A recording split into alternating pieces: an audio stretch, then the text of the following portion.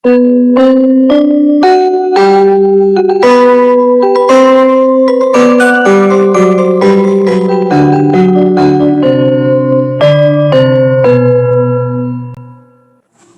langit Mataram yang kelabu, dua kekuatan besar mulai beradu.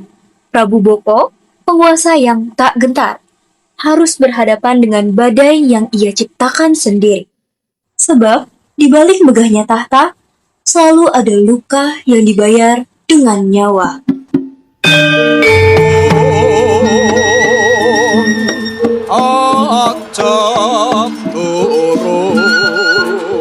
Gubalah, ojo pelingukan. Pastikan prajurit kita tidak mundur sejengkal pun. Pengging boleh datang, tapi mereka tidak akan pernah bisa merebut gerbang ini. Siap, Gusti. Seluruh kekuatan sudah saya kerahkan. Namun, Pangeran Bandung itu punya kekuatan yang tidak masuk akal. Katanya, dia bisa membelah bumi hanya dengan telapak tangan. Hah, gak usah takut. Paling dia cuma pakai susuk. Apunten, Gusti. Orang kalau sudah kebanyakan harta itu menakutkan. Tapi kalau sudah menghadapi Bondowoso itu mengerikan, Gusti. Pertarungan pun tak terhindarkan. Senjata mulai beradu, menciptakan percikan api di antara dua penguasa yang sama-sama berpegang pada ego mereka. Nganglang jaga.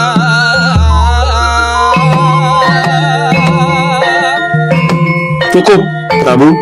Menyerahlah sebelum Bubu menahan kerajaanmu. Aku tidak datang untuk menghancurkan. Aku datang untuk mengakhiri. Hahaha. Gusti Bandung, jangan buang-buang waktu.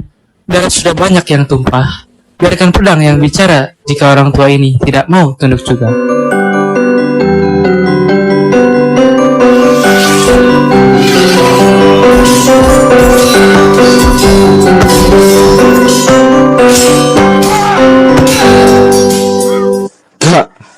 Kau bukan manusia. Aku adalah takdir yang kau panggil sendiri melalui kesembuhanmu. Aduh, mati aku. Gusti Prabu wis dadi sajen. Aku mending dari duren. Ngai banter tinimbang dari peye. Keheningan menyelimuti istana. Keraton Mataram telah jatuh, menyisakan duka mendalam bagi sang putri yang kini berada dalam ketidakpastian.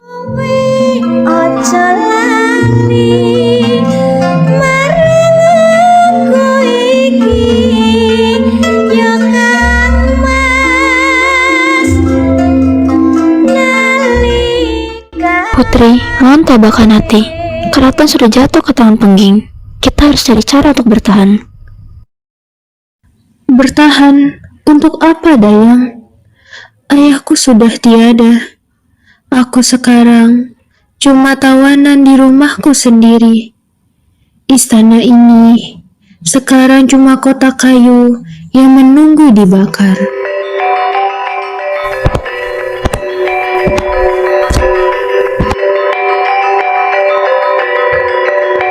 Aku tidak pernah melihat istana semegah ini. Tapi ternyata kecantikan putrinya jauh melampaui bangunan ini. Roro Jongrang, jangan menangis untuk masa lalu. Jadilah pendampingku. Dan aku akan kembalikan kejayaan kerajaan ini untukmu. Apapun yang kau minta, akan kuwujudkan.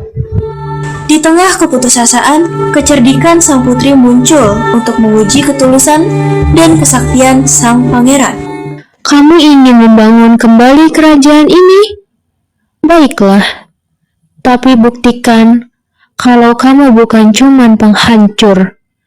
Bangunkan aku 1000 candi dalam 1 malam.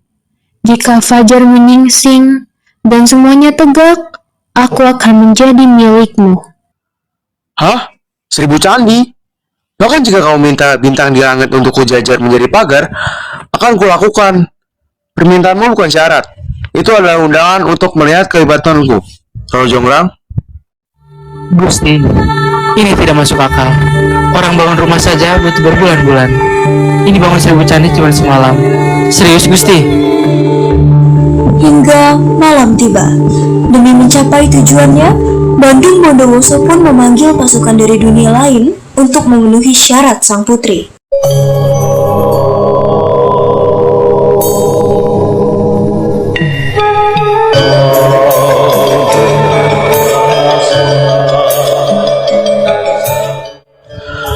Wahai penguasa gelap yang bersemayam di perut bumi, aku panggil kalian untuk satu tugas besar. Angkat batu-batu itu dan bantu aku. Bangunkan kerajaan ini sebelum matahari menyentuh ufuk timur.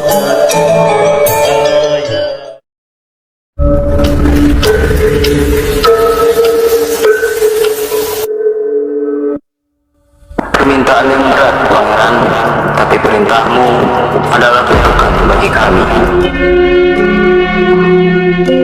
Siapkan diri kalian, karena malam ini bumi akan bergetar.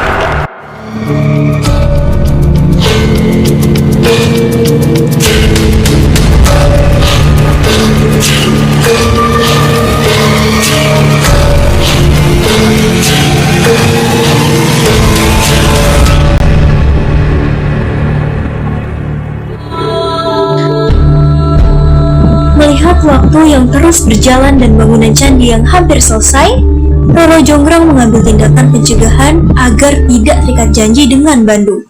Dayang, ini tidak mungkin. Mereka hampir selesai. Lihat itu.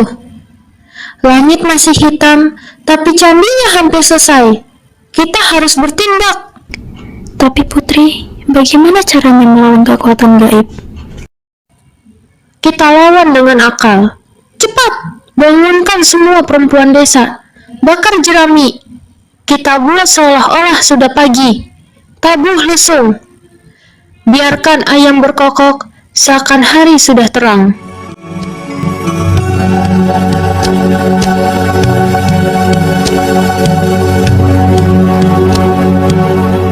Ayo cepat ibu-ibu bangun. Nek, potong tangi saiki. Naskah ceritanya tadi horor, tapi langsungnya.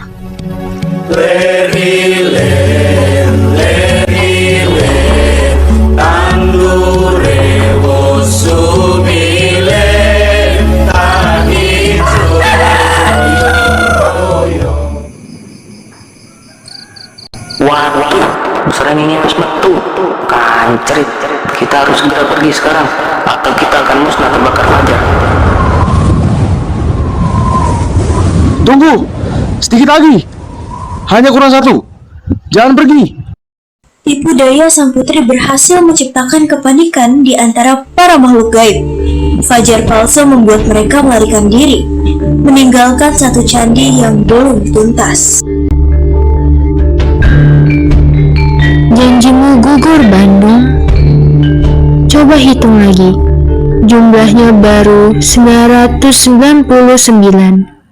Dan itu tidak akan pernah menjadi 1000. Kamu curang, Jonggrang. Kamu tidak ingin melihat kerajaan ini berdiri. Kamu hanya ingin melihatku hancur. Jika satu bangunan terakhir tidak ada yang bisa mengisi, biarlah kamu yang akan menjadi pelengkapnya.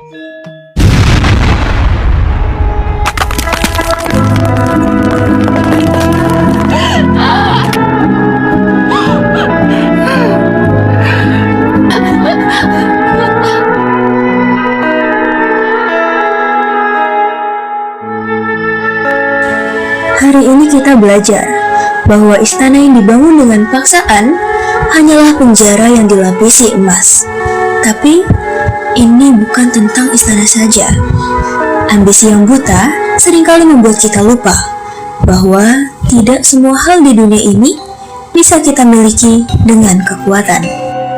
Karena sekuat apapun kamu menggenggam dunia, jika tanpa ketulusan, kowe mengentuk ragane nanging kelangan rasane.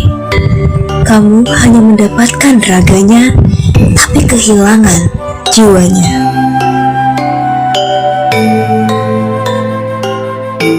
Matur suwun, mugi rahayu sagung dumadi.